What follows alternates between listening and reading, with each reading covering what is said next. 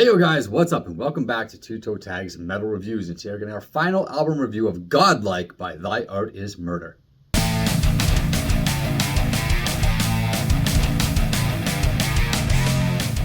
So we spent the entire week, as usual, listening to this album on full rotation as much as we possibly can. And I'm going to hand the floor to TV Fish to get his thoughts first. What did you think of this album after a week? Well, I guess the first thing to bring up, just to touch base here, are the singles, because those are the big kind of main attraction for this album for us, not only leading up to it because they were the singles, but also on the day of release. And I think they still hold up after a week listening. Blood Throne is just one of the top tracks of the year for me. As I'm listening to that song more, I was thinking to myself, this is kind of like if Fear Factory and Decapitated joined forces and made a deathcore song. And that sounds awesome. And I mean, the song is awesome. But those are the vibes that I kind of got, as I kind of just sat on the song and thought about it. Mm-hmm. Love that song to death. Everything about it is really cool, unique, especially even to the album. And it really stands out, as a notable song from this year. You know, you look back throughout the year and you'll think Blood Throne, that fucking song was crazy. Yeah. Join Me in Armageddon. Out of the three singles, I mentioned it last week, that's probably my least favorite, but that doesn't mean it's not good. I still enjoy it quite a bit. Yeah. And Karis has that sick, nasty drum intro every single time, oh yeah, here we go. Mm-hmm. And I enjoy the groove there. I will say there was one other song that really started to stand out to me, and that was Anathema. Okay. The second last track, and it's because it's got this melodic riff in the guitar and the hook that kind of got in my head. The I'm like, oh, that's a cool little melody. I didn't even realize on my first listen, and that started to stand out to me even more. And I just like the hook. Love has no home in the arms of a ghost. That's just a really cool, those are some cool lines. Cool lyric, yeah. Cool lyrics. So that song was standing out to me as well. But overall, I think it was a good album, and I enjoyed it, but I started finding myself struggling to write notes about songs, because it's yeah, that was pretty good, and that was just kind of it. Outside of the singles and Anathema, it was just it felt like a pretty good album. I mentioned Corrosion last week as a more notable track, and as I listened, I started to forget what it was like. I feel like some of the stronger albums are albums that you can look at and see every track and be oh yeah, that one does that. Envision what it sounds like and really have it be memorable in your mind. Mm-hmm. And for those four songs, I can for sure. Corrosion, I'd have to hear it again and be oh yeah, that one. Mm-hmm. Godlike, the title track, I kind of recall. Bermuda is pretty cool. That one has a little bit of a different format because it's kind of the build up and breakdown, but that as a song. And it's an outro too. And it's got the outro.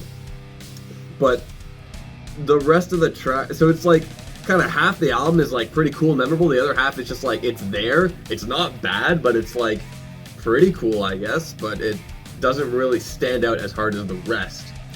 What track was Godlike? Because I'm just looking at my notes and I realize I don't have Godlike in my notes. I only have 9 tracks listed. I don't know where that's. That one is the track right after Lesson in Pain. So it's track 7, I guess. So yeah, before Corrosion. Yeah, so this is just an example of what you were saying. This is why I'm bringing this up. So Godlike, Corrosion, Lesson in Pain, even Anathema for me, these are all songs that just went, just happened. And I played them and many times and went, okay, there it is, but okay. It's just it's there. At the point, to the point where I didn't even realize one of them was missing from my notes until right now. That's how uneventful some of these songs are. And I got no notes for the other ones because they're just songs that come and go. There's nothing special about them. There's nothing that really stands out. And of course, we're comparing them. I'm not really comparing them, but listen to so much metal. There's so much deathcore out there. You need spark. You need flair. You need some pizzazz, something extra to make your track stand out amongst all the rest. But that's what's interesting, is that there are tracks on this album that do that. There are, but those ones specifically, and we both agree on these lists except for Anathema. You like that one, I didn't. Those tracks didn't do it. Right? Yeah, it's just weird, Yeah. And it's not like this. I feel like this is a similar case for me, maybe for you as well, because it seems like we agree here, as the Silosis album that came out, where they had 3 insane banger singles and the rest of the album didn't hold up to the bar that was set from those singles. Yeah. I feel like this album is similar, but it doesn't do it in the same way. With Silosis, it's like after like this chunk of songs, the album kind of turns into something else. Yeah, they didn't know what direction they were taking it. It's like, the album kind of started to shift. With this album, it's like outside of the really standout tracks, it's just like a fine album. A fine album, yeah. You know? I like the Decapitated reference you made. The Fear Factory one, I don't quite get that one, but that's fine. Well, that's just like the way the syncopated riff that they play there is something I could 100% see Fear Factory performing. Okay. It's something I could see just in their music, you know? Decapitated, though, I definitely agree with that. The way the drums, Decapitated always has very forward momentum, driving rhythm drums. Mm-hmm. And Blood Throne has that. And that's one of the draws to that song. It's very like, go, go, go. I mean, they break it up here and there. It's not constant go, which is also a good thing. You want something to break up the pace and things like that. But I love the double bass. Again, similar to what you hear from Decapitated. Really cool stuff. Join Me in Armageddon. I think this is a really cool song, but I also struggled to find right notes for this one. But it's not the same as the other songs because I actually liked this one. I just couldn't figure out why I liked it. And that sometimes is something that happens where you get drawn to something and you're like, why is this resonating with me? Mm-hmm. But you really can't pinpoint exactly what it is. It just hits the right spot, right? So Join Me in Armageddon is one of those songs for me. Karis is similar in a way, but there are a couple things that I liked about it. And I think I might have mentioned them last week, but I'll touch on them again. The pinch harmonics, the whammy harmonic leading into the solo, and the solo itself in that song are all really nice. The song as a whole is good itself, in and of itself. Yeah. So the three singles, are the highlights of this album. Talking about the vocals, okay, we talked about the vocalist switch last week, okay? Yep. I don't think it's been officially confirmed, but I'm pretty sure it's Tyler Miller from Reversion's Crown. We've heard about that. Yeah, heard about that. We did a comparison. We're like, okay, this got to be him. Does sound like him. Sounds like him. So that's our bet. Tyler Miller from Reversion's Crown. Makes sense. A couple cool things I noticed that he did, and that's rolling his R's on a few songs. Yeah. So in Blood Throne, during the breakdown, he rolls his R's. So they rolled. And Everything Unwanted, he also rolls his R's during the intro. Now this is a pretty good song too. That is a good song too, which is why I didn't mention it in my list of non-favorable songs. Mm-hmm. I kept meaning all week long to go back and listen to the original video of Blood Throne where CJ's on the track and see if he rolls his R's there, or if that's something that was copied or thrown as a little extra sprinkle. I don't know. But I do know a lot of people that like vocals look for things like that. I mean, it's not the first time I've heard it. I've heard other vocalists do it. Like, I've heard like Alex Terrible's roll his R's, Sarah Gore rolls his R's sometimes. Yep.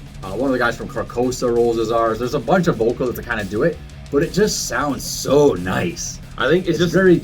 It sounds nice with a voice like this doing it. Yeah. You know? It adds a sense of like, almost like just evil, like, I don't know, it's just like an evil king about to chop someone's head off or something. I think, and it's interesting because some people will roll their R's because that's just like their natural accent, right?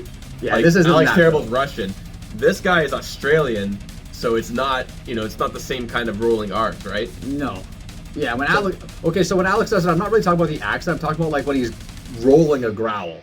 Okay, right? Yeah. So it's a little different than this specifically, but it's just the whole rolling of the throat and the tongue technique that I'm talking about, that some vocalists will just put into certain lines here and there and just add a little bit of extra spice to a lyric, which I find really enhances the song. And with your example in Blood Throne, it goes to show how good that song is, because that's such a small, tiny part of that song, but it's just one cog like in the machine that is how great that song is. Yeah. You can point out multiple moments as small as that as to why that song is as great as it is.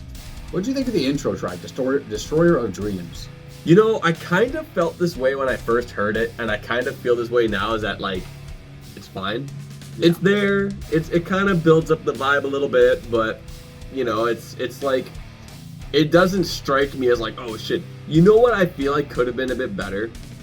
Is if Destroyer of Dreams was, like, more dedicated to being an intro track. Because I feel like if you start this album and you get hyped up into Blood Throne being the first official track, more effective. It's more effective because Blood Throne's that good of a song. So it's like you have this small build-up and then BAM! You have this ridiculous opening track.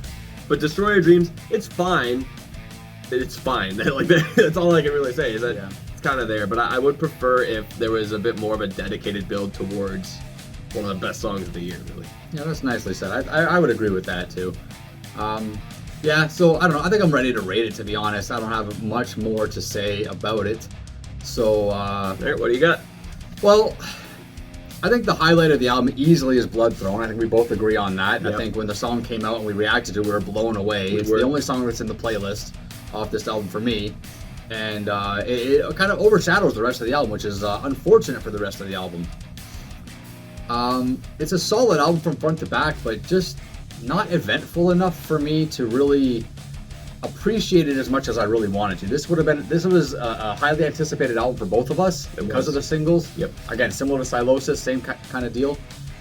But I feel like this one, it got boring for me over the week, which is very sad to say. I'm going to give it a 5.5. I think with only one really strong track and the rest are fine but not great, I think that's a fair enough score on my behalf anyway, and Blood Throne's the one that carried it to that point. So, All right, fair enough. yeah. In my case, I think this album has a really good foundation to it. It's not like any of the quote-unquote non-interesting songs are bad songs by any means at all. No. They're good, they're fine, and sometimes they do catch my ear, like, oh, that was a cool moment. But they don't really contribute much to what I like about this album. Mm-hmm. And what I like about this album is really 4 of the songs like that stand out the most. The 3 singles and Anathema. Everything else is either like fine or like pretty good. So for this album to really only have half be like great and the rest of it be like fine, I'll probably give this album, let's give it a 6. It's a good album and it's worth listening to for songs like Blood Throne, like all the singles and whatnot. And maybe you'll find stuff in there that clicks with you that didn't click with us. But I think it's a good album. It just could have been better with more standout moments. It's true. If you guys did find something that clicks with you off this album, let us know in the comments down below what you thought of it. And after a week of listening, give us your final thoughts, your review scores. Always sound off down below. Subscribe if you guys are new to the channel, but that's it for this review. I'm Vile Self. I'm TV Fish. And we'll see you guys on the next one.